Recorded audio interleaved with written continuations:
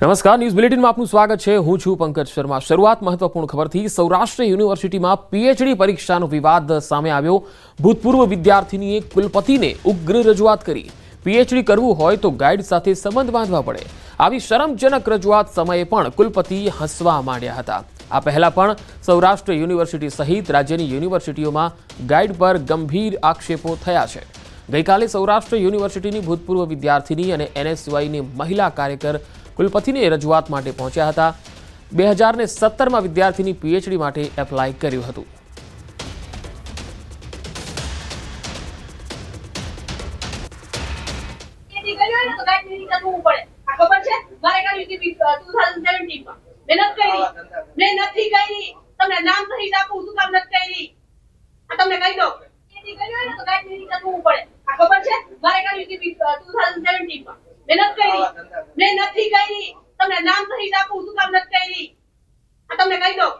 છેલ્લા 2 વર્ષથી જે પીએચડી માં જે એન્ટ્રન્સ એક્ઝામ લેવાતી હતી તે સંપૂર્ણપણે બંધ કરી દીધી હતી અને માત્ર યુજીસી ની બાનો બતાવી અને આ એન્ટ્રન્સ બંધ કરવામાં આવી હતી।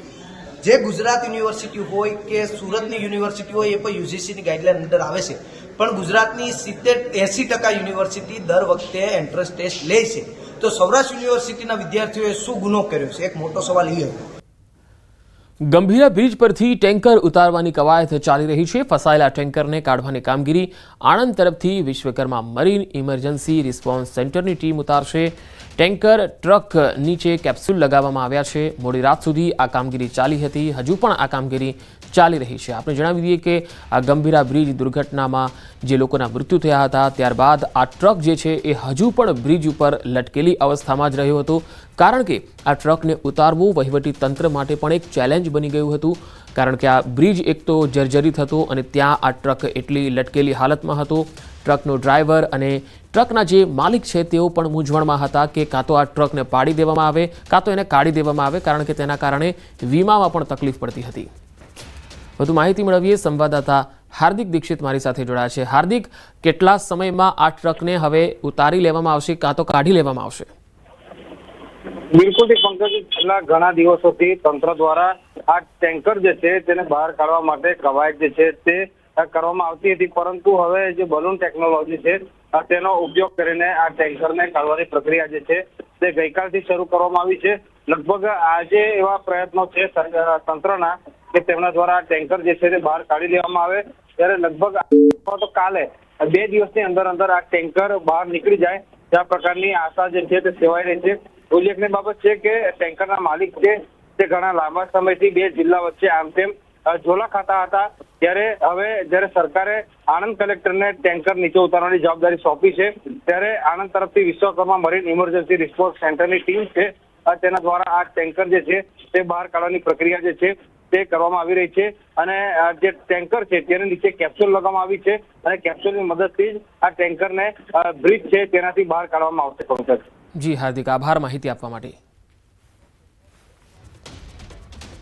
વાપી રેલવે સ્ટેશન નજીક આવેલી એક હોટલમાં વિકરાળ આગ લાગી। હોટલના ગ્રાઉન્ડ ફ્લોર પર વાયરિંગમાં શોર્ટ સર્કિટ થતાં આગ ભભૂકી ઉઠી। ઉપરના માળે રહેતા ફસાયેલા લોકોને દોરડા દ્વારા નીચે ઉતારવામાં આવ્યા। ફાયર વિભાગની ટીમે ફસાયેલા લોકોનું રેસ્ક્યુ કર્યું। રહેણાંક વિસ્તારની હોટલમાં આગ લાગતા અફરાતફરી સર્જાઈ। જોતજોતામાં આગે વિકરાળ સ્વરૂપ ધારણ કરી લીધું। ફાયર બ્રિગેડની ટીમે આગને કાબૂમાં લેવા ભારે જહેમત ઉઠાવી હતી।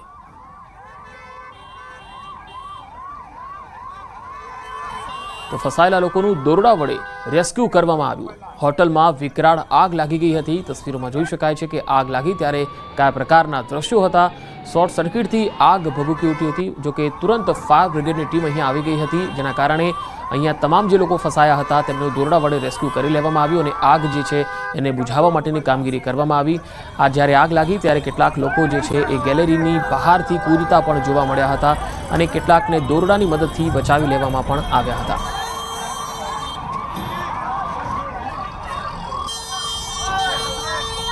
આ તસવીરોમાં તમે જોઈ શકો છો કે લોકો બચવા માટે કેવા હવાતિયા મારતા જોવા મળ્યા, કારણ કે અચાનક આગ લાગી ગઈ ત્યારે અફરાતફરી જોવા મળી હતી। મોટી સંખ્યામાં લોકોના ટોળા પણ એકત્ર થઈ ગયા હતા। સુરતમાં એસટી બસને અકસ્માત નડ્યો. જંખવાવ વાકલ રોડ પર અકસ્માત થયો. 4 થી 5 મુસાફરોની નાની મોટી ઈજા પહોંચી છે. બસ અને ડમ્પર વચ્ચેનો આ અકસ્માત ઓવરટેક કરતી વખતે ડમ્પર સાથે અકસ્માત થયો. ડમ્પરના ડ્રાઈવરને સારવાર માટે ખસેડાયો છે. તસવીરોમાં જોઈ શકાય છે કે બસ અને ડમ્પર વચ્ચે અકસ્માત થયો ત્યારે મોટી સંખ્યામાં લોકો અહીંયા એકત્ર થઈ ગયા હતા. ટ્રાફિક વ્યવહાર પણ થોડા સમય માટે ખોરવાઈ ગયો હતો.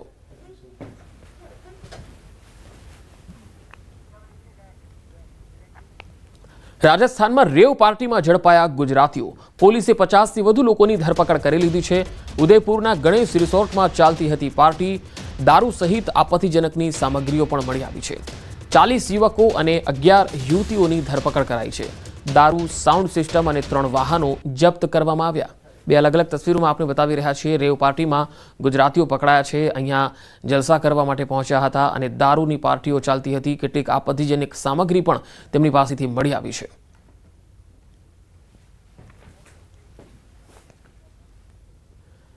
વાત આણંદની એગ્રીકલ્ચર યુનિવર્સિટીના આઈટી નિયામકે યુનિવર્સિટીને 12.47 લાખ રૂપિયાનો ચૂનો લગાવી દીધો.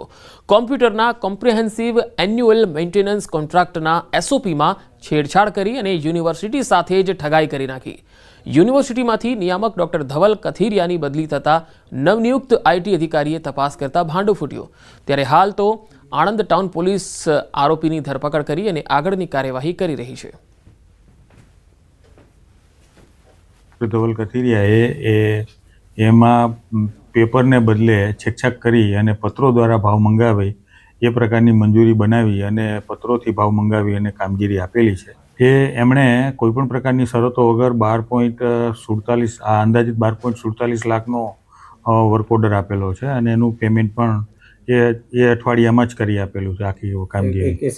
ત્યારે કોમ્પ્રેહેન્સિવ એન્યુઅલ મેન્ટેનન્સ કોન્ટ્રાક્ટ હોય છે તેમાં જે એસઓપી પ્રમાણે જે ખરીદી કરવાની હોય છે તેનો ભંગ કરી અને ખોટા નોંધ રજૂ કરી અને કૃષિ યુનિવર્સિટીને ₹12,42,540 રૂપિયાનું નુકસાન પહોંચાડેલ હોવાની હકીકત તેમને જણાઈ આવતા આ બાબતે તેઓએ કૃષિ યુનિવર્સિટી ખાતે ઇન્કવાયરી કરેલી અને ઇન્કવાયરી દરમિયાન ડોક્ટર ધવલ આર કથિરિયા વિરુદ્ધમાં પૂરતા પુરાવા મળી આવતા હોય અમદાવાદની 4 શાળાઓને ફી રેગ્યુલેશન એક્ટના ભંગ બદલ 5 લાખ રૂપિયાનો દંડ ફટકારાયો.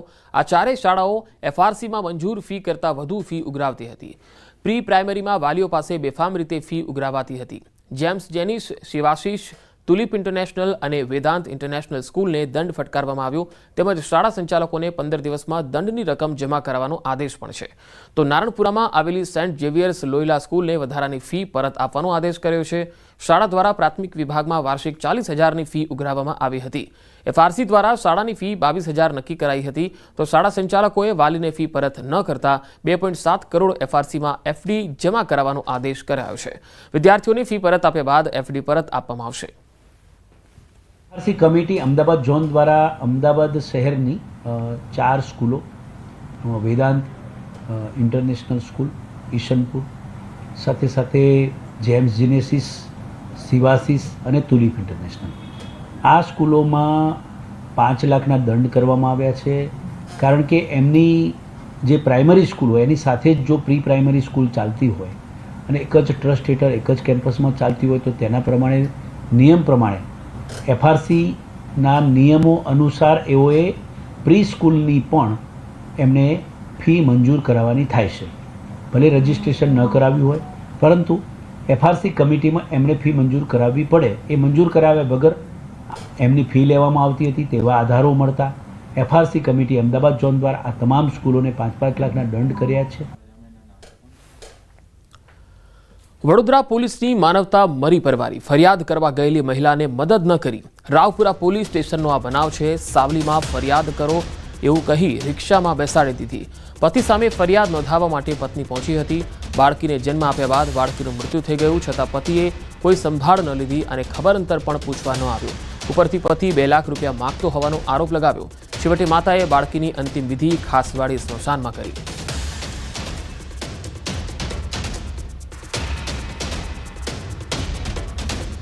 મહિલા છે મૃત બાળકને લઈને આવ્યું તેમ છતાં પણ રાવપુરા પોલીસ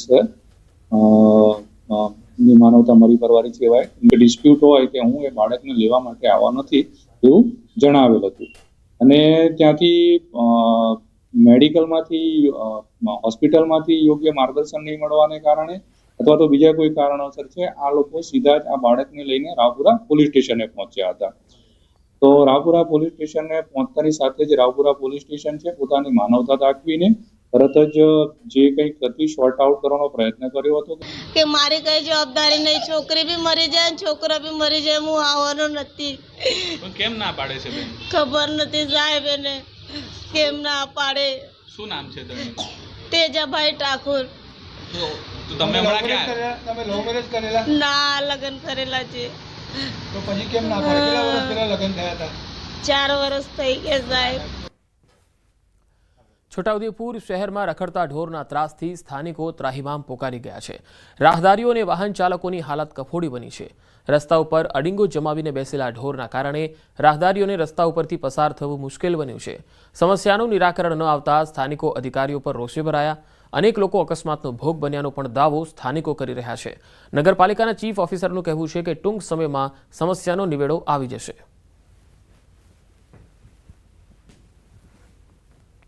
જે ઢોરો રસ્તાની વચ્ચે બેહી રહે છે એના કારણે આવતા જતા જે વાહન ચાલકો છે એમને મુશ્કેલીઓ પડે છે અને વરસાદ ઋતુ છે એટલે સ્લીપ ખાવાની શક્યતા છે ગાડીઓની. અગાઉ બી 2 વર્ષ પહેલા 2 વ્યક્તિ અકસ્માતમાં મૃત્યુ પામ્યા છે અને આ ફરીથી આ વસ્તુ થાય ના એના માટે આપણે તંત્રને અને પાલિકાને વિનંતી કરીએ છીએ કે ભાઈ આનું નિરાકરણ કરે. પહેલાના સમયમાં ઢોર ડબ્બા તેમજ પાંજરાપોળોથી જે ખરેખર ફરીથી શરૂઆત કરવી જોઈએ અને એમાં પશુઓને પૂરવા જોઈએ, નહીં તો આમાં કોઈકનો ભોગ લેવાશે તો જવાબદાર કોણ ઠરશે? પોલિસી બનાવવામાં આવ્યું છે તેમજ હાલ નગરપાલિકા જોડે 2 જેટલા પાંજરાપોળ છે, બંને જર્જરિત હાલતમાં છે. અગત સામાન્ય સભા તેમજ કારોબારી સભામાં બંનેને રિનોવેશન કરવાનું આયોજન લઈ લેવામાં આવ્યું છે તેમજ આવનારા દિવસોમાં ડીપીઆર બનાવી બંને ઢોર ડબ્બાને નવીનીકરણ કરવામાં આવશે. બનાસકાંઠાના થાવર ગામે શંકાસ્પદ ડિપ્થેરિયાનો કેસ. ધાનેરામાં શંકાસ્પદ ડિપ્થેરિયાનો કેસ સામે આવ્યો. 7 વર્ષના દર્દીનું ડિપ્થેરિયાથી મૃત્યુની આશંકા છે. જિલ્લા રોગ નિયંત્રણ અધિકારી સહિત આરોગ્યની ટીમો પહોંચી થાવર ગામમાં. ડિપ્થેરિયાથી 2017માં ધાનેરાના લવારા ગામમાં 3 બાળકોના મૃત્યુ થયા હતા. હાલ માત્ર 7 વર્ષના બાળકના મોતથી આરોગ્ય તંત્ર હરકતમાં આવ્યું. ખાનગી લેબોરેટરી રિપોર્ટ પોઝિટિવ આવ્યા. આરોગ્ય વિભાગ દ્વારા 5 દિવસ પહેલા સેમ્પલ લેવાયું હતું. રિપોર્ટ આવવાનો હજુ બાકી છે. થાવર ગામે શંકાસ્પદ ડિપ્થેરિયાનો કેસ સામે આવ્યો. 7 વર્ષના દર્દીનું ડિપ્થેરિયાથી મોત થયું હોવાની આશંકા છે. થાવર ગામમાં આ કેસ આવતા આરોગ્ય તંત્ર હરકતમાં આવ્યું છે અને આ કેસને લઈને હાલ જે પણ અગમચેતીના ભાગરૂપે જે પગલાં લેવા પડે એ પગલાં લેવાની કાર્યવાહી પણ શરૂ કરાઈ છે. ખાનગી લેબોરેટરીમાં જે રિપોર્ટ્સ જે છે કરાવેલા હતા. થાવર ગામ જે ડિપ્થેરિયાનો શંકાસ્પદ કેસને લઈને ગામમાં પણ ગભરાટનો માહોલ છે. આરોગ્ય વિભાગ દ્વારા 5 દિવસ પહેલા સેમ્પલ લેવાયા હતા. એ સેમ્પલ આવવાના હજુ એના રિપોર્ટ્સ આવવાના બાકી છે. પરંતુ આ જે ડિપ્થેરિયાની આશંકા વ્યક્ત કરાઈ રહી છે ત્યારે ખાનગી લેબોરેટરીમાં જે રિપોર્ટ થયા હતા એ પોઝિટિવ આવેલા હોવાની વાત સામે આવી છે. હાલ માત્ર 7 વર્ષના બાળકનું મૃત્યુ થયું છે અને આરોગ્ય તંત્ર તેને લઈને હાલ તમામ પ્રકારની તપાસ પણ કરી રહ્યું છે. 2017માં ધાનેરાના લવારા ગામમાં પણ 3 બાળકોના મૃત્યુ થયા હતા અને એ વખતે પણ આ ડિપ્થેરિયાથી જ મૃત્યુ થયા હતા. હવે જ્યારે ફરી એક વખત કેસ એક સામે આવ્યો છે. બનાસકાંઠા જિલ્લામાં આદિવાસી સમાજના લોકોએ વિરોધ નોંધાવ્યો છે. યુવાનોને જાતિના દાખલા કાઢવામાં થતી મુશ્કેલીને લઈને વિરોધ પ્રદર્શન કરાયું. દાંતા અમીરગઢ સહિતના આદિવાસી સમાજના લોકોએ પાલનપુર જિલ્લા કલેક્ટર કચેરી સુધી રેલી યોજી આવેદન આપ્યું. આદિવાસી સમાજના લોકોને જાતિના દાખલા કઢાવવામાં 1950 પહેલાનો રહેઠાણ પુરાવો માંગતા આદિવાસી સમાજના લોકો મુશ્કેલીમાં મુકાયા. મોટી સંખ્યામાં લોકો રોષે ભરાયેલા છે અને લોકોએ આદિવાસી એકતા જિંદાબાદના નારા સાથે વિરોધ કર્યો. જિલ્લા કલેક્ટર કચેરીના પ્રાંગણમાં ધામા નાખ્યા, આદિવાસી ધૂન કરી, જિલ્લા કલેક્ટરને આવેદનપત્ર આપી 1950 વખતના પુરાવાનો નિર્ણય રદ કરવાની માંગ કરી. જો 9 ઓગસ્ટ સુધીમાં આ નિર્ણય રદ નહીં કરાય તો આદિવાસી દિવસની સરકારને બનાસકાંઠા જિલ્લામાં ઉજવણી નહીં કરવા દેવાની ચીમકી આપી. આદિવાસી સમાજના લોકો દ્વારા એવા આક્ષેપો પણ થઈ રહ્યા છે કે સમાજના યુવાનો સરકારી નોકરી મેળવે તો તેમને જાતિના દાખલાને કારણે નોકરીના ઓર્ડર મળતા નથી. કે અમારા આદિવાસી દીકરા દીકરીઓ ભણતા ત્યાં સુધી જરૂર પડે ને ભણાયા પછી નોકરી લાગે ત્યારે પણ આદિવાસી દાખલાઓની જરૂર પડતી હોય, પણ સરકારે ત્રાપ મારીને ઘણા એટલા છોકરા અમારા વિસ્તારમાંથી નોકરી લાગ્યા છે પણ દાખલા નહીં આપવાના લીધે 2 વર્ષ થયો એમને હાજર કરવામાં નથી આવતું. એક જાતનું લોકશાહીનું ખૂન છે. મારો તો દાખલો કમિટીની અંદર ઓલરેડી બધું ડોક્યુમેન્ટ આપેલો જ છે અને મારો તો સ્કૂટીએ જાતિનું પ્રમાણપત્ર રદ કરવાની પણ કોશિશ કરી છે કે આ ખોટી રીતે દાખલો કઢાયેલો છે. ઓલરેડી તકેદારી પાસેથી મેં કઢાયેલો છે, ક્લાસ 1 અધિકારી પાસે. દાખલો નહીં મળે તો કેટલું નુકસાન? દાખલાથી નુકસાન થાય જ ને. અમને આદિવાસીઓને અનેક પ્રકારના લાભો મળે છે, એનાથી અમે વંચિત રહીશું. આગળ આવનારી પેઢીને પણ અમારા આ નુકસાન રહેવાનું જ છે. સરકારશ્રીએ 9/6/1950ના પુરાવા માગે છે અમારી જોડે.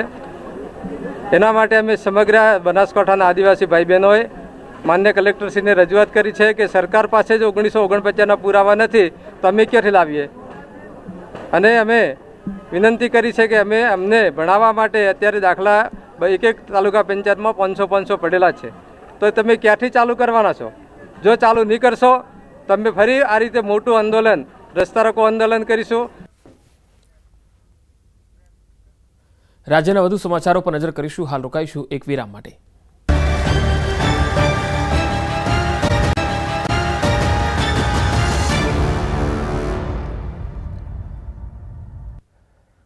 બ્રેક બાદ સમાચારોમાં આગળ વધીએ. સુરતના માંગરોળના વાકલમાં યુરિયા ખાતર માટે ખેડૂતોની લાંબી કતારો લાગી.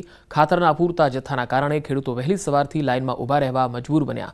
વહેલી સવારે 3 વાગ્યાથી ખાતર માટે ખેડૂતોએ કતારો લગાવી. વરસાદે વિરામ લેતા ખેડૂતો વાવણીના કામમાં જોડાઈ ગયા. ખાતરના અપૂરતા જથ્થાને કારણે ખેડૂતોના નાણાકીય વર્ષ પર અસર થવાની શક્યતા દેખાઈ રહી છે. ખેડૂતોએ NPK ખાતરના ભાવમાં થયેલો વધારો પાછો ખેંચી લેવાની માંગ કરી.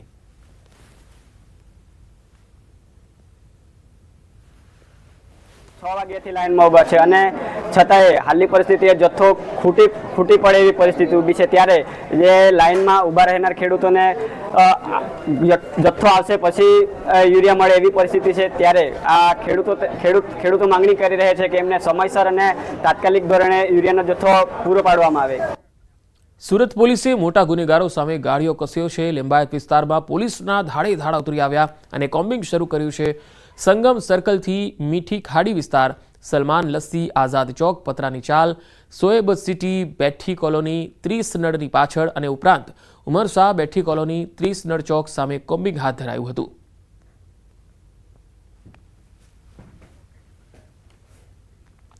અમદાવાદની વટવા પોલીસે છેલ્લા કેટલાક વર્ષથી હત્યા સહિત ગંભીર ગુનામાં નાસ્તા ફરતા આરોપીને પકડી લીધો છે.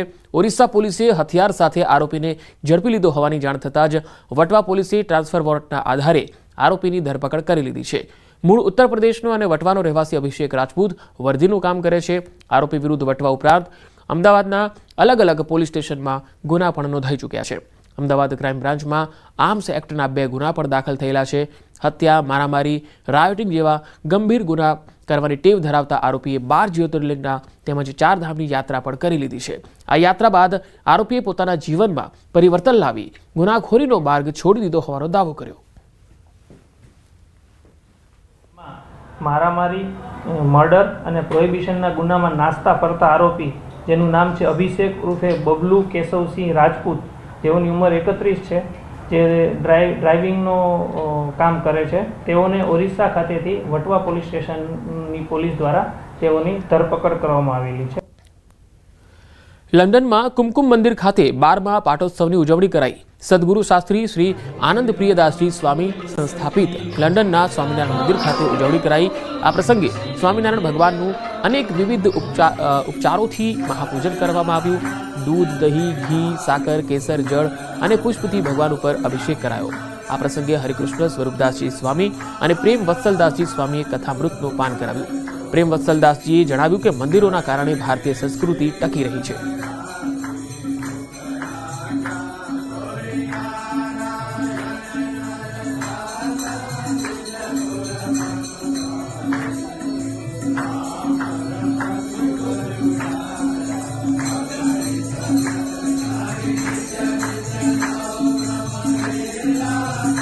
શ્રાવણના બીજા સોમવારના અવસરે સોમનાથમાં ભક્તિની સરવાણી વહી છે. 67 ધ્વજા પૂજા, 64 સોમેશ્વર પૂજા, 947 રુદ્રીપાઠ સહિત અનેકવિધ પૂજાઓ અને સંકલ્પ કરી ભાવિકો ધન્ય બન્યા. શ્રાવણ માસના બીજા સોમવારે સોમનાથ તીર્થમાં વહેલી સવારથી જ શ્રદ્ધાળુઓની કતારો લાગી। વહેલી સવારે 4 વાગ્યાથી સોમનાથ મંદિરના દ્વાર ભાવિકો માટે ખુલ્યા, ત્યારે કોઈપણ યાત્રીને ગણતરીની મિનિટોમાં સોમનાથ દાદાના દર્શન પ્રાપ્ત થાય તેવી ટ્રસ્ટ દ્વારા વ્યવસ્થા કરાઈ।